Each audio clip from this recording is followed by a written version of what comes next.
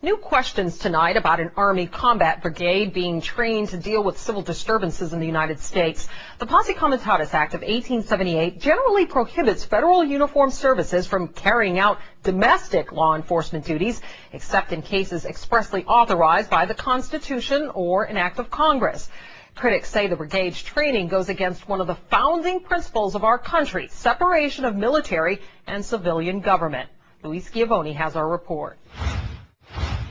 They've spent 30 months on the streets of Baghdad. Now the 1st Brigade Combat Team of the Army's 3rd Infantry Division is back in the USA. The Army Times reporting, quote, they may be called upon to help with civil unrest and crowd control or to deal with potentially horrific scenarios, end quote.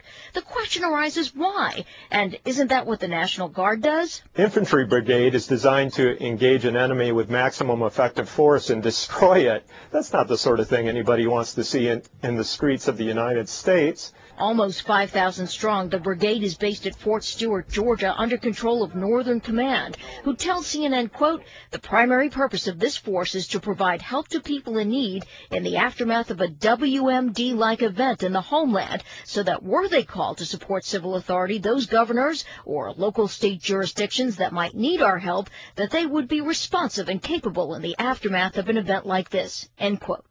On Capitol Hill, questions about how the Pentagon determined that a thinly stretched military with 2 conflicts underway could spare these troops. That's a misuse of assets. Those assets can be deployed, I think, more efficiently somewhere else when you have the Guard that you can call up on a moment's notice.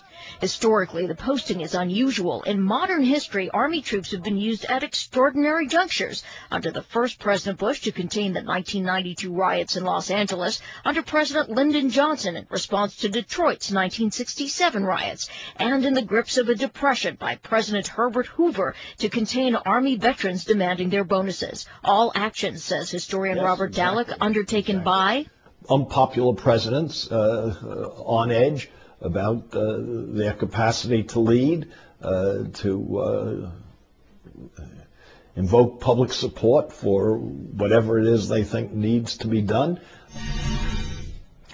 Lisa, the Army Times journalist tells us that the story has generated intense public interest, and 4 weeks into a flurry of questions about the report, the Army finally contacted her, and they requested that she publish a clarification that containing domestic civil unrest was not part of the 1st Brigade mission.